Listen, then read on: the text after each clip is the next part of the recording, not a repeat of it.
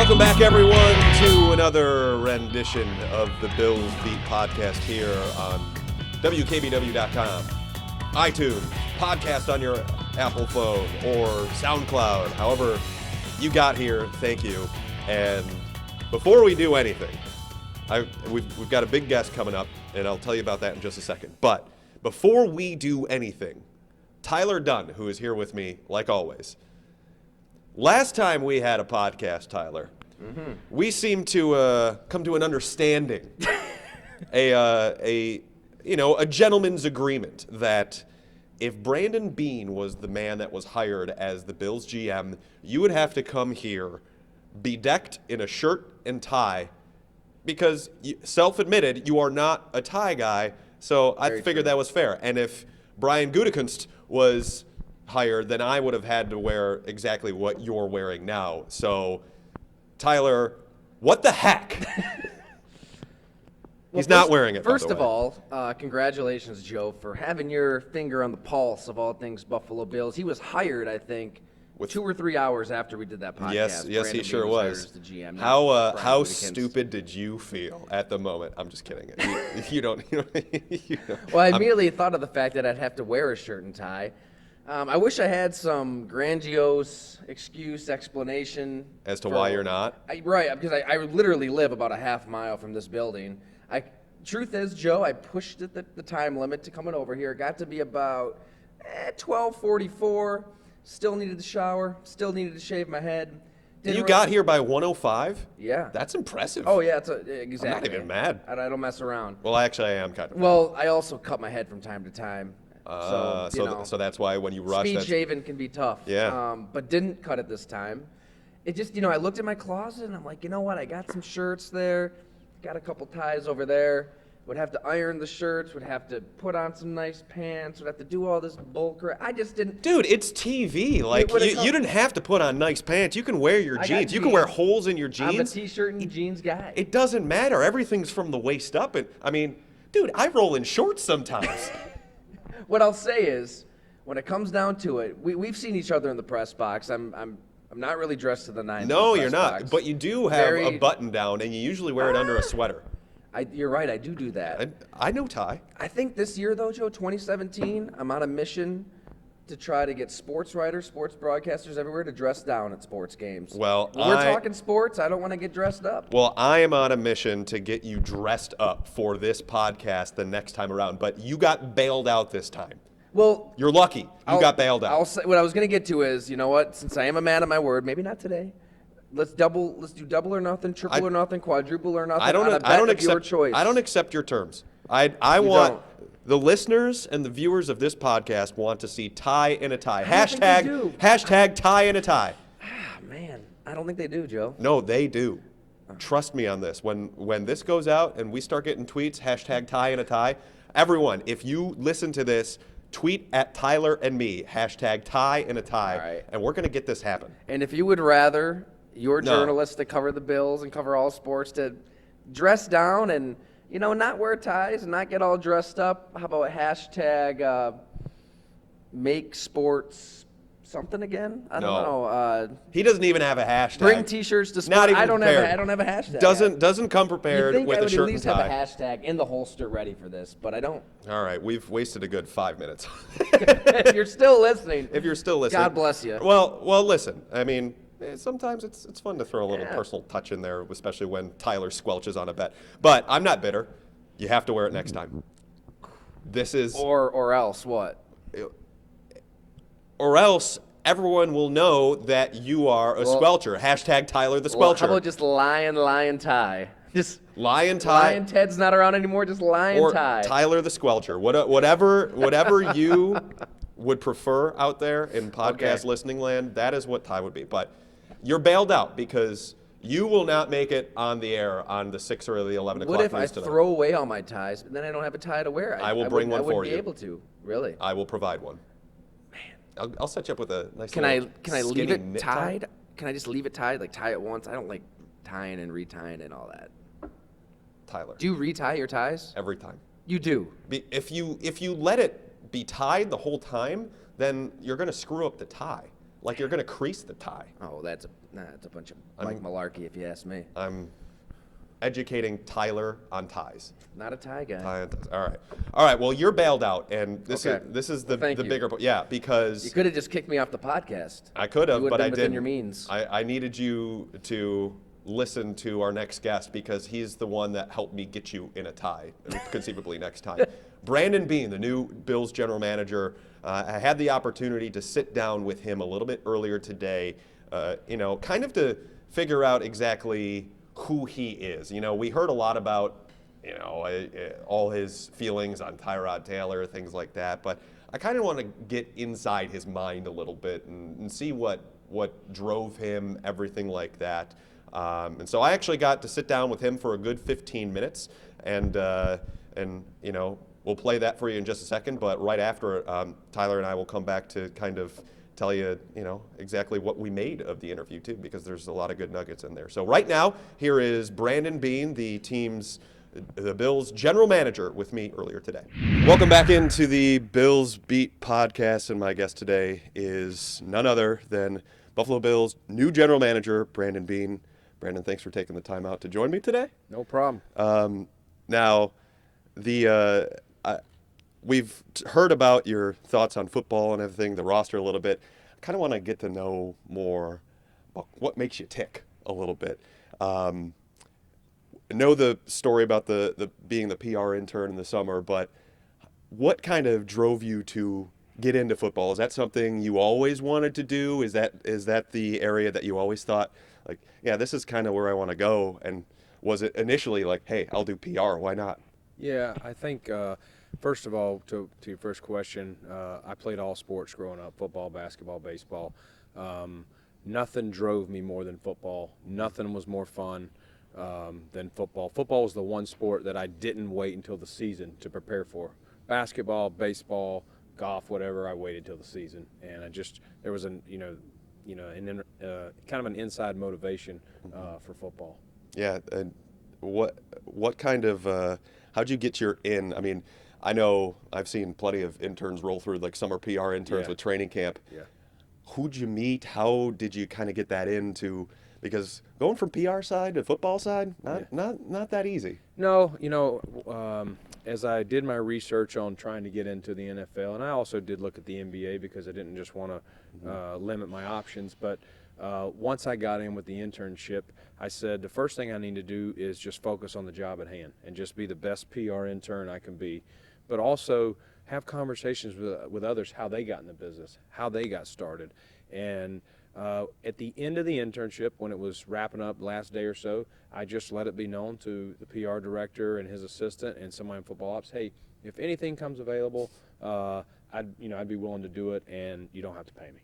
Did you bust your butt as a PR intern? So I did. It was it was back when training camp lasted actually, a month. Yeah, 2 days. Yeah, exactly. So it was a long camp, but it was a great experience. And again, I liked it, but I didn't love it the way I loved scouting, football ops, the whole shebang on the football side. Yeah, and that transition, getting in there. I mean, what job initially came open for you to sneak into the football side?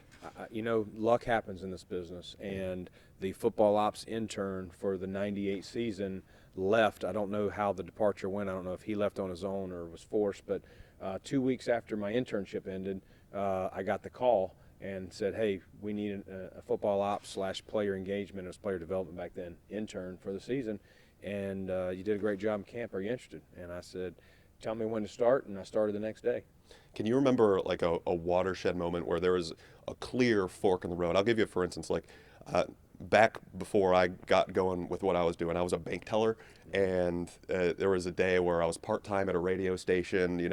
There was a day where it's like, all right, I can either go back to school full-time, maybe do something else, or continue to wait and hold on. And eventually I got the call to do the full-time gig on the radio. So is there like one of those watershed fork in the road moments where you had to make a clear decision, like, all right, I'm gonna follow this thing? Well, during that 2 week, it was around the same time, during that 2 week internship, I had actually interviewed for a full-time job. It was more of a sports journalism type thing. Ooh. And I turned it down. It was offering me $30,000 a year to take that, which was good money out of college. My wife was, we just got married. She was making 22, I believe, as a school teacher. So that was good money for us, and turned it down and made minimum wage, which I think was like 5 something at the time, because I always said to myself, I want to do what I love. And I knew the opportunity, even if it was for 6 months to work for that team, that I would love and cherish that opportunity no matter how it turned out in the end. The passion makes the struggle worth it. Yes, 100%. Never have I felt like it was tough to come to work, and that's the God's honest truth.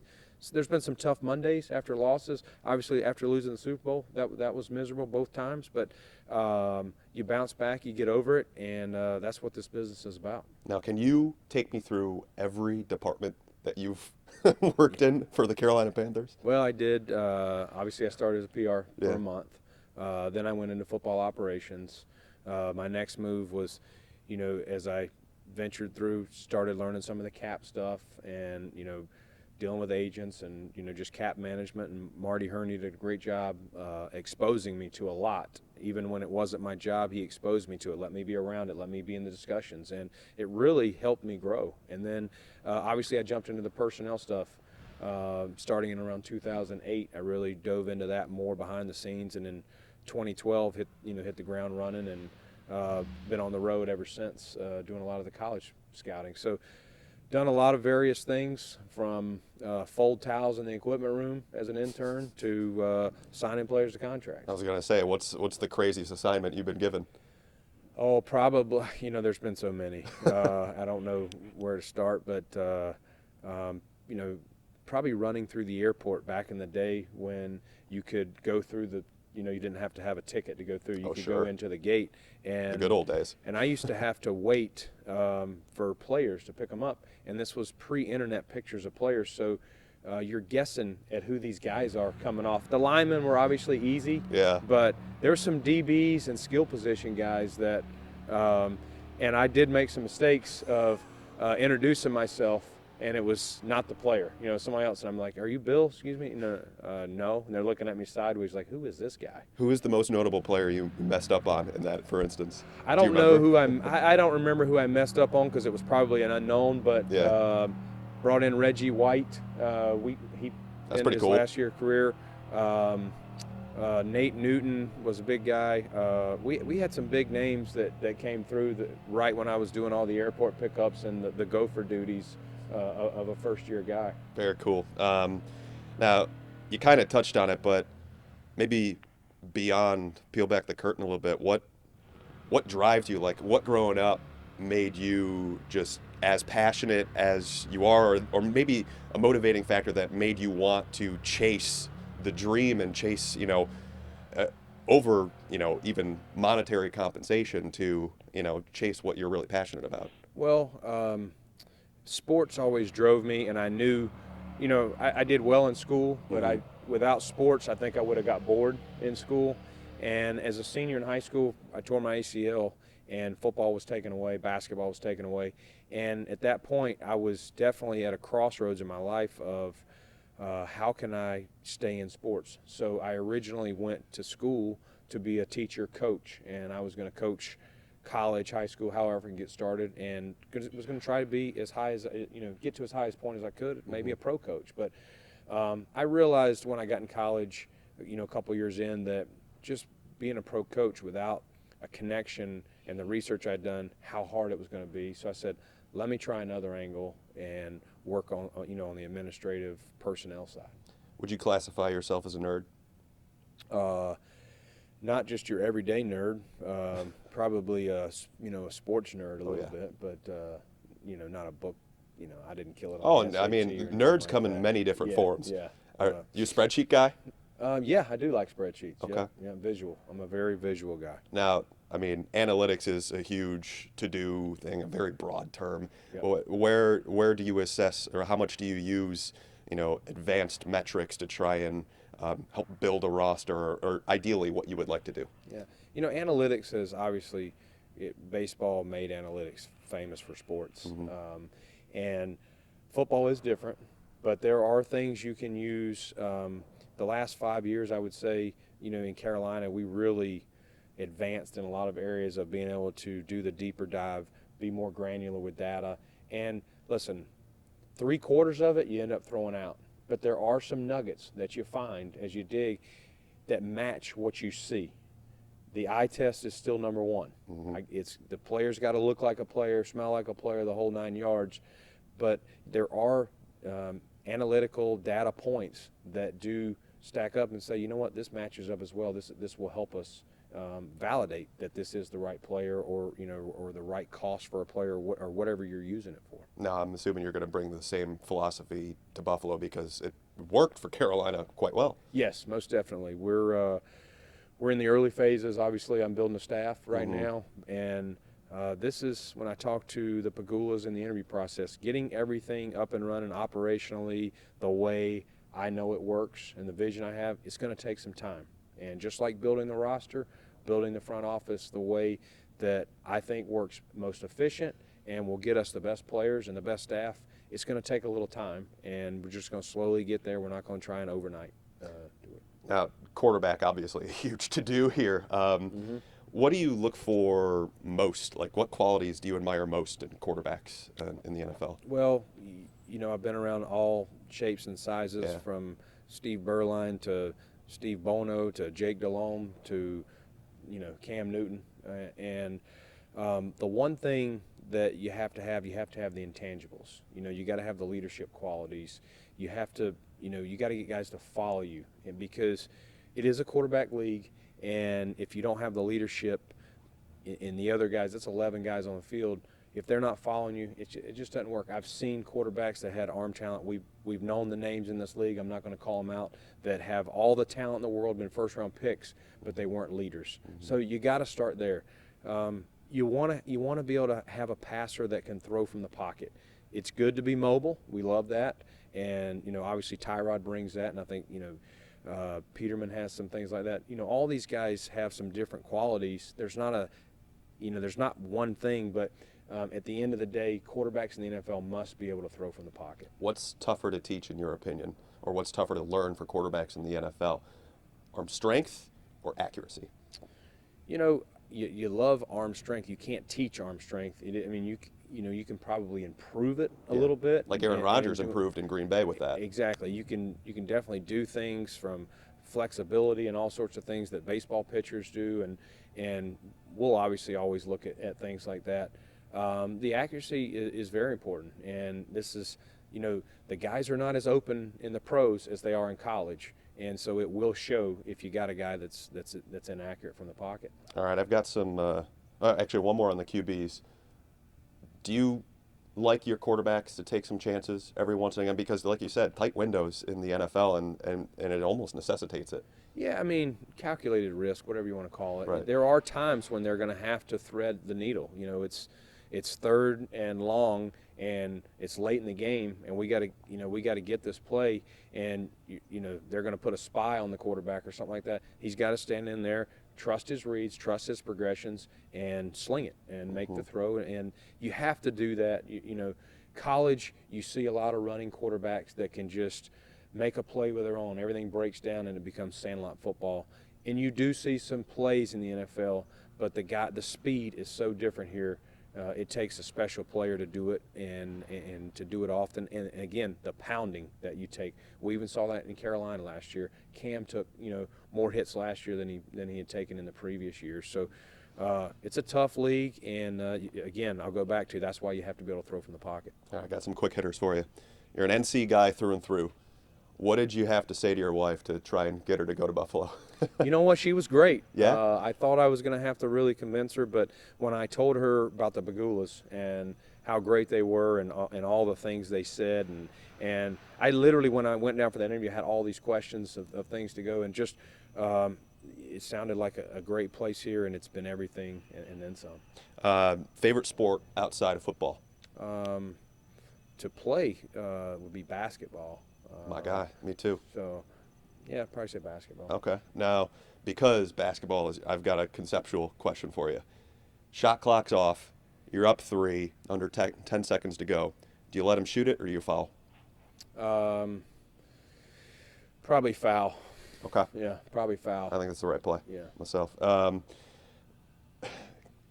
Craft beer, regular beer, or cocktail? Regular beer. Regular beer? Yeah. Okay. Okay. You a Harry Potter fan? No, No Harry Potter? Oh, No. you're breaking my heart. I'm sorry. That's all right. And then last one, because I know you're a UNCW guy. Fondest moment of Brett Blizzard? Oh man, that guy could fill it up. Unbelievable shooter. Upset And Maryland, right? He upset. Well, we lost that game on a buzzer beater. Oh, We had right. him beat, and Drew Nicholas throws one up from the corner, running out of the tunnel as he shoots it, and it goes in. And Maryland was the defending champs when that happened. I literally, hopefully my wife doesn't watch this, I didn't cry at my wedding. I almost cried when that happened. So it was an emotional moment. And it happened like right at midnight. My kids I had one son at the time, he was in bed. And I'm like in my den, I'm like, literally, I'm about to cry here. They just lost this game. I mean, you were like right out of college at that point, right? Yeah, I was about 5 years out of college. That's great. All right. Well, Brandon, thanks so much for taking the time, and best of luck in Buffalo. Thanks for having me. All right, my thanks to Brandon Beane for joining me on the podcast a little bit earlier. And Tyler, some pretty interesting stuff. What really stood out to you most about the new Bills GM from that interview? It was fascinating, Joe. I thought you did a great job. Thank you. I mean, really, Appreciate that. really pointed questions. I like how you were able to get inside a guy's head in 15 minutes. That's not easy to do. I appreciate that. And I thought he came across extremely well. I mean, maybe it was tough to hate him for the story that he laid out about how he kind of came to where he was. There's a value to that. Oh, and yeah. On our last podcast, I didn't mean to minimize that. There is a value to coming up the ranks the way he did. I mean, you're, as he said, a gopher. You're picking up players. You're picking up linemen, DBs. You're folding the laundry. You're doing everything it takes at the very bottom of the totem pole with your foot in the door. And he worked his way up to a point where he's one of Marty Herney's right-hand mans and really seeing how that team was built, how the roster was made. But, I mean, a ton stands out to answer your question. I thought it was really interesting when he got into the quarterbacks. Yeah. I mean, that stands out immediately when you didn't mention Tyrod Taylor. No, I didn't. You didn't mention any players on the roster. And I did that for a reason because, I would rather get what he conceptualizes in building a roster and looking in for a quarterback as opposed to, tell me what you think about Tyrod. Tell me what you think about Cardale. Tell me what you think about Nathan Peterman because, to me, it's all well and good when you actually have these products on the roster, but end all be all, I mean, I think we all know that they want the franchise quarterback, and so kind of trying to figure out what he looks for most, I think that was kind of telling to me. Well, yeah, because he immediately gets into the need for a player who can operate from the pocket, and very throw important. from the pocket, and get into rhythm, go through his reads. And then what he did, he mentioned Tyrod Taylor. Yeah. And he mentioned his ability to scramble, but he really mentioned it in the fact of that secondary. That's a bonus. That's nice to have on the side. Here he is 3 years in as the starter. We still haven't seen Tyrod Taylor operate as an in-rhythm pocket passer, which is clearly what the GM wants, what the head coach wants. When they decided to keep Tyrod Taylor, the narrative, I mean, we talked about this plenty, was that Sean McDermott wanted him. He loved him. That was his guy. And it's true. They probably would have moved on if not for McDermott in there. But I think he more so swiped right on Tyrod Taylor and is going on the first date. I don't think. Was that just a Tinder reference on the podcast? It was.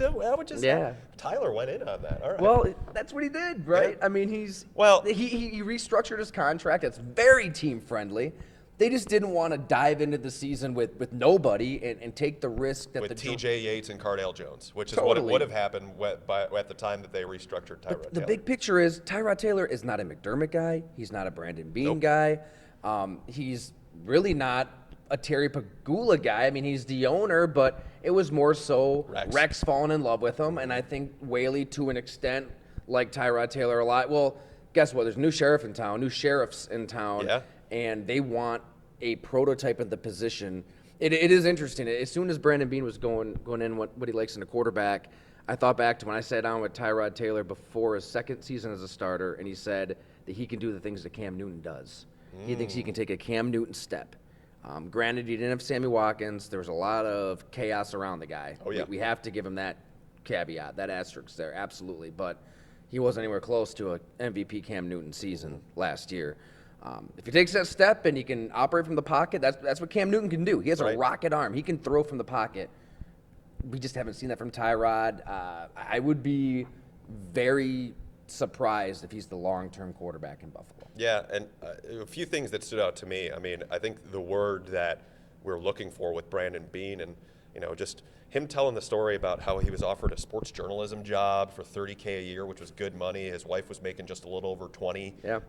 And he said that was good money for us at the time. It's like he's relatable, and because I know my story, I kind of shared it a little bit in the interview how I was a part-timer making about $7.15 an hour at the radio station in town, and a full-time bank teller, and kind of meeting that crossroads. And I'm sure you too, Tyler. I mean, there's people that work their way up, and everyone has to do it. If you're passionate, if you are following the thing that really drives you and that really makes you want to get up and go to work, that doesn't feel like work every day, I mean, you kind of have to pay your dues a little bit unless you are in a ridiculously awesome circumstance. That was a great question by you, Joe, because we all face that watershed moment. That is the perfect word for it, where you pointed out yours. I can still remember being at 744 Ostrom Avenue at Syracuse University at the Daily Orange House, and it being 3 a.m., 4 a.m., as one of the sports editors, mansion editor, and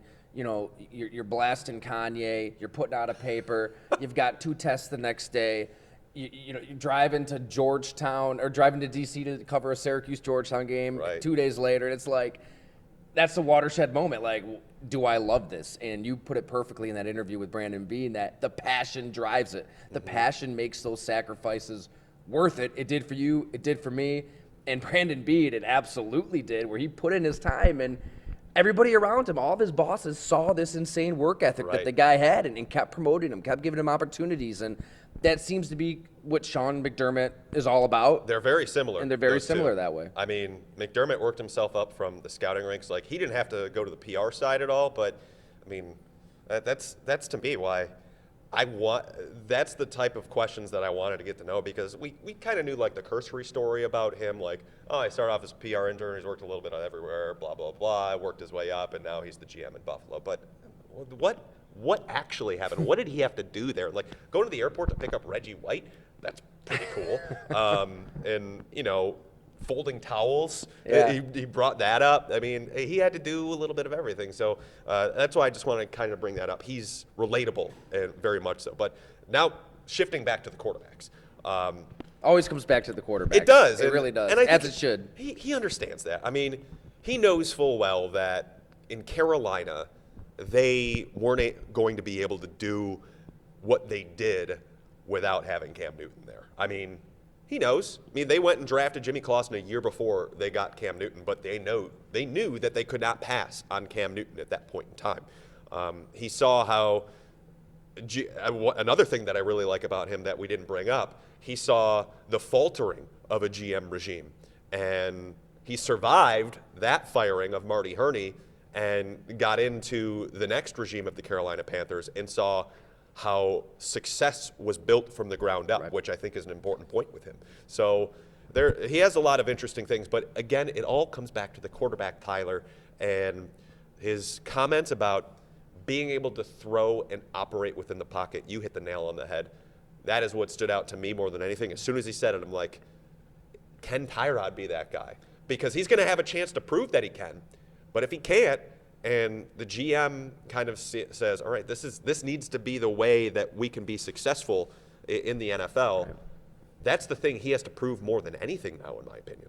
100%. And I'm not sure if you brought it up, or I think he brought it up, the fact with accuracy, how fast those windows close. Yeah. I mean, you have to thread the needle. You have to take and those Tyrod chances. is not the type to throw people open. Tyrod is not the type to throw people open. He doesn't take those risks. Right. And, the national media tends to really go nuts over Tyrod Taylor and even Colin Kaepernick right now, who's out of a job over the fact that they don't have a lot of interceptions. They don't turn the ball over. They've got this athleticism. Well, you know what?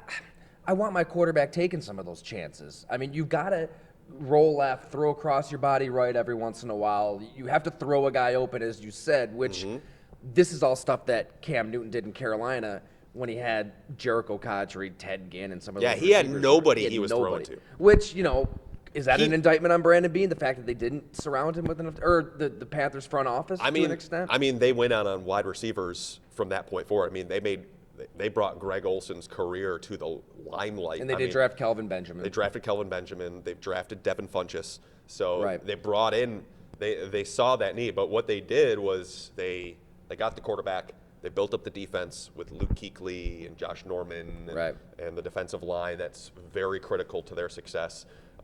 They had the linebackers to go.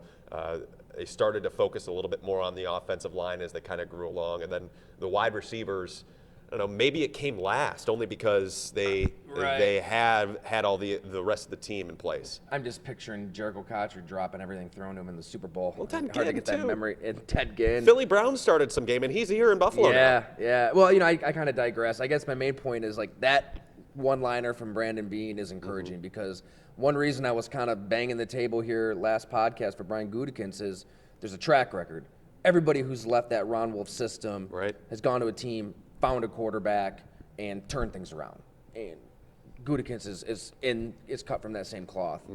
Brandon Beane, that's a major unknown because the fact that Doug Whaley and all the scouts around Doug Whaley thought that E.J. Manuel could be a quarterback, that set the franchise back at least a half decade. They can't have Brandon Beane make the same mistakes. So the fact that he mentioned something like that, you never heard Doug Whaley talk in those terms, Rex Ryan talk in those terms. That is very encouraging. Yeah, and the other intangible here is with the quarterbacks, the first thing he brought up that he looks for is leadership. So keep that in the back of the mind, tuck it away for next time the draft comes around, and maybe there's some reports of some of these prospects that, aren't well viewed by their teammates, or maybe they were just another guy. They weren't that alpha dog sort of thing. I think that's the type of player that they're looking for, that kind of larger-than-life leader for the franchise because they know they need that. So, I mean, to the whole point, I mean, I think with Brandon Beane, he has seen it work, has seen how it all kind of came to fruition, helped build a franchise from the way up, got in tight. And the other thing I like about him is I don't think he is so deeply rooted into the NFL culture and life because he had to work his way up from nothing, literally PR intern, just another guy. He wasn't anybody's son, wasn't anybody's brother, wasn't anybody's friend. He just kind of worked his way up and impressed people. So I kind of tend to think, those types of, I kind of think the way that I do, being a student of the game and never stop, challenging yourself to evolve and everything like that. I think that's what Brandon Beane is kind of about. And to me, that's an encouraging factor because you don't necessarily have all these bad habits that might just creep in because A, he's never done it before, and B, he doesn't have any laurels to rest on really because he's not a football guy. He's seen both GMs that he's worked for do good things and bad things too. I mean, with Marty Herney, obviously they drafted Cam Newton when there were a lot of questions about Cam Newton. He only started 1 year. I mean, at the time, there were some anonymous scouts really ripping the guy. That's a good thing. Well, they also gave out insane contracts to D'Angelo Williams, Charles Johnson. Trying to think who else that offseason was, but really just stupid money. So it is encouraging that he was kind of there for that. And then he sees with Gettleman, they make some great draft picks, but they also just kind of ignore the cornerback position a year after going to the Super Bowl and were incredibly inactive in free agency and didn't sign those dogs that you need in December, into January, into February, and they had a bad season. So he's kind of seen both of his bosses do good things and bad things, and that's really good. I think that's a benefit for him becoming a GM himself. So, and the other part about this, his thoughts on analytics and roster building, I thought that was pretty interesting about how they surround themselves with all this data, and most of it they never go with, but there's always that time where maybe something that they study gives them an extra little edge on scouting and about who might make it in the NFL. I think football is a little bit different from baseball, where you have to kind of meld both scouting and analytics to kind of make it work. You can't depend on one or the other too heavily. That said, it seems like he's got a pretty good head on his shoulders for that sort of thing. And what did he say to draft? You have to build through the draft. And There's no doubt. No silly money, no funny money in the free agency, no more Mario Williams signings. I think that's a thing of the past. His $3 million home's still on Zillow if you want it, Joe. I'm pretty sure it's up. You know what? I was getting in 9 the home bathrooms. purchasing market, and that was about my range. No, not even freaking close. So it's not just that, right? They give T.O. the key to the city. Derek Dockery, Langston Walker the year with Marv Levy. I mean, what the C.J. Spiller draft pick, such a luxury pick when you're not in a position to make a luxury pick. Memories. It was just constantly living in the short term. It's like when you're broke as a family, going out and buying a new car or doing something ridiculous. It's just he was really stressing the long-term vision with you and the need to draft well, which sounds cliche and simplistic, but here in Buffalo, nobody's really talked like that. Yeah. They need that. Yeah, you're absolutely right. Now, Beane offered up a lot of good stuff that makes you like him. Got to ding him a little bit. Ding him. Not a Harry Potter guy. I'm not a Harry Potter guy. You know what, Ty? I'm just messing. You don't have to be a Harry Potter guy. I was kind of. Well, everybody's been on my butt about it. I mean, really? Oh my God, my sister and brother-in-law were just ripping me a couple weeks ago. Well, that's good. I got to book number 3 when I was like in middle school and just stopped. I think. All right. Yeah. I mean, I guess it's not for everybody. I guess we don't all have to have imaginations, Tyler. Like living in reality, Joe. Nonfiction only. Right. The other thing, not a craft beer guy. That was alarming. Shocking. Alarming. Very, because very there's troublesome. some good breweries in Charlotte down there that are popping really up. Yeah. Yeah, I was really shocked. So what, he just gets Bud Light or Miller Light, I guess? I guess so. Oh, man. I mean, I was just at Hamburg Brewery yesterday. Awesome spot. I don't know if they're a sponsor for the show, but that's just a take of sorts. Solid beer, but you got that stuff all over the place here in Buffalo. Somebody's got to give him a tour to Buffalo and take him to all these craft beer spots, get some local brews going, and really get him in a right state of mind here going into the season, because that was a major red flag. I mean, they might need to give him a third interview and really give this thing another look. Yeah, I think Tyler's champing at the bit here to get after Brandon Beane about this. And then lastly, the Brett Blizzard stuff. I had to ask him. If you don't remember Brett Blizzard, he was a major driving force, notorious scorer, maybe one of the all-time scorers at UNCW for the Seahawks. I think they won a tournament game the year before. They lost in overtime. I remember it clear as day to Maryland that he was talking about. And I mean, that's one of those names that goes down with the Harold Arsenaults of Weber State, and Adam Morrison was a little bit bigger at Gonzaga, but just these guys that are just college fame through and through. Kevin Pittsnoggle of West Virginia, Mike Gansey of West Virginia. I mean, all these names. St. Bonaventure. Yeah, and some of these smaller school guys too. It's always fun. Giddy Potts. That's going to be a name that we remember 15 years from now about Middle Tennessee State. So that's why I had to ask. I had a feeling he had a near and dear memory about Brett Blizzard. He said that he didn't cry at his wedding, right? But he cried that night. So it's funny. Right after we wrapped up and he was walking away, I thought, all right, that was good. Good talking to the GM. Nice meeting him. He turns back around, screams back at me. He's like, "How the heck did you pull Brett Blizzard?" And I go, "Dude, my mind is weird. I've got stuff like that. Great basketball name. Yeah, in general. I've got great alliteration. I've got stuff buried way back deep." And he's like, "That's a good pull. Much respect." Yeah, so I like it. College and basketball guy too. Big stuff. All right. Get him into that Sunday morning crew. Oh, I don't think he's ready for the Fury. He's probably not ready for little John Scott on the low block. All these folks, yeah. It's we play basketball every Sunday for those that don't know, which I'm assuming is most of you. All right, that's going to do it for the Bills Beat podcast. Tyler, any last thoughts on either A, Brandon Beane, or B, squelching on the bet? No regrets. I'm going to go back. I'm going to look at the film. I'm going to trust my technique. Review it. Going to, really take a good long look in the mirror, but I probably won't be wearing a tie next time. No, you need to be. Hashtag Ty wears a tie. Let us use our peer pressure on Tyler Dunn. Just bully me. Do not let him get away with promising on a gentleman's agreement, keyword gentleman. I never claimed to be a gentleman. Yes, you did. You have claimed to be a gentleman at least once in your life. Do not let him get away with this farce that is squelching on a bet. All right, well, I got a hashtag for everybody out there. Oh, hashtag now, 40 minutes later. If you, they've made it this far. Hashtag sports writers don't wear ties. Sports writers should not wear ties. We don't. I guess you can rest on your laurels, but you know what? You are going to wear a tie at least one time, and that'll be on the next podcast. Might be a clip-on. I'll take a clip-on. You can go bow tie for all I care. Just stroll down to Salvi, see what they got. Just do it up. I'll bring you a tie. I don't care. Just wear a button down. I'll bring a tie. Oh man, I can't. I'll bring a wacky tie. Joe, it's principle. Well, you're gonna wear it. It's happening. We'll see. All right, my thanks to Tyler Dunn of Bleacher Report. If you ever have some time, go to his byline on Bleacher Report, read all his stuff because it's all really freaking good, and he's got some good stuff in the pipeline coming down. Thank you. My special thanks to Brandon Beane, the GM of the Bills, for joining us here on the podcast. Really cool opportunity to do that, and the Bills PR staff for helping set that up. So thanks, everyone, for listening to this version of the Bills Beat podcast, and we will talk to you next week when Tyler's wearing a tie. See ya.